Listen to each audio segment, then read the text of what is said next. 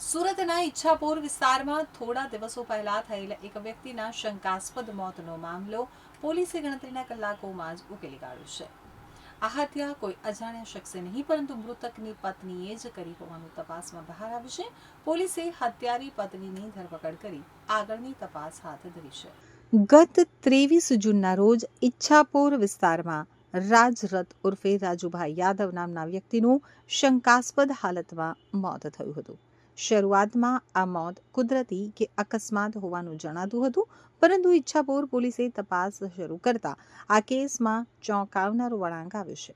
પોલીસની સઘન પૂછપરછ અને ફોરેન્સિક રિપોર્ટમાં આ મોત હત્યા હોવાનું સાબિત થયું છે। તપાસ દરમિયાન સામે આવ્યું કે રાજુભાઈની પત્ની મનીષાબેન છેલ્લા ઘણા સમયથી પતિના રોજના ઝઘડા અને મારપીટથી અત્યંત કંટાળી ગઈ હતી। આક્રોશમાં આવી અને મનીષાબેને બટાકા છોલવાના ચપ્પુ વડે પોતાના પતિ ઉપર જીવલેણ હુમલો કર્યો હતો, જેના કારણે રાજુભાઈનું ઘટના સ્થળે જ મોત નીપજ્યું હતું। મૃતક રાજુભાઈ છૂટક મજૂરી અને ખેત મજૂરી કરી અને પરિવારનું ગુજરાન ચલાવતા હતા।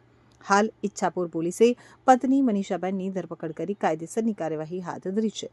એક સામાન્ય કૌટુંબિક ઝઘડો કઈ રીતે હત્યામાં પરિણમ્યો તે જાણીને સમગ્ર વિસ્તારમાં ચકચાર મચી ગઈ છે। पुलिस कमिश्नर सर सूरत शहर, अधिक पुलिस कमिश्नर सर सेक्टर 2 सूरत शहर तथा नायब पुलिस कमिश्नर सर ઝોન 7 सूरत शहर દ્વારા પોલીસ સ્ટેશન વિસ્તારની અંદર કોઈ પણ પ્રકારની ઘટના બને તો તે અંગે જરૂરી કાયદેસરની કાર્યવાહી કરવા માટે સૂચના આપેલ હતી। તે અંતર્ગત પાછલા દિવસોમાં 23 જૂનના રોજ ઈચ્છાપુર પોલીસ સ્ટેશનને એક મેડિકો લીગલ કેસ અંગે વર્દી મળેલ હતી, જે અંગે ઈચ્છાપુર પોલીસ દ્વારા તરત કાર્યવાહી કરવામાં આવેલ હતી।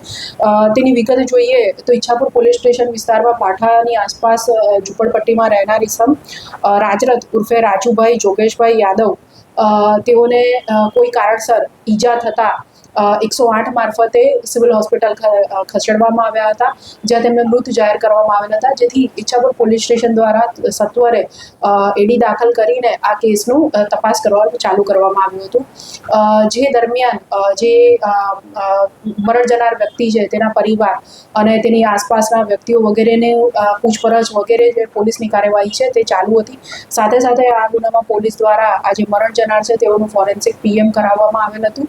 આ સમગ્ર કેસ દરમિયાન પોલીસને તેના આ જે વ્યક્તિ છે તેના મૃત્યુ બાબતે થોડો ડાઉટ શંકા જતા યુક્તિ પ્રયુક્તિથી પૂછપરછ કરવામાં આવેલ હતી તેની આસપાસના ઇસમોની, તથા આસપાસનો જે વિસ્તાર છે એને આજુબાજુ જે પડોશીઓ છે તે તમામની પોલીસ દ્વારા પૂછપરછ કરવામાં આવતા એવી હકીકત જણાય આવેલ કે આ જે વ્યક્તિ છે એ મનીષાબેન નામના જે વ્યક્તિ છે એ બંને અને એ લોકો સાથે રહેતા હતા અને મનીષા અને રાજુ છેલ્લા 8 વર્ષથી એકબીજાની સાથે રહેતા હતા અને એ લોકોને રોજ કોઈને કોઈ બાબતે પુષ્કળ ઝઘડો થતો હતો, જે બાબતે જે રાજુભાઈ છે એ હંમેશા પોતાની પત્ની મનીષાબેનને રોજ ખૂબ માર મારતા હતા।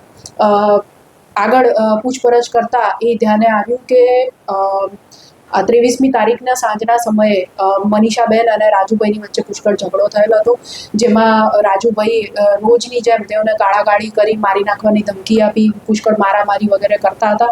જે દરમિયાન મનીષાબેન બચવા માટે પોતાના જે ઝૂંપડું છે તેના પાછળના ભાગે ચોકડી છે તે બાજુ ગયા અને એ દરમિયાન જે મરણ જનાર છે તેમનો પીછો કરીને મારઝૂડ કરી।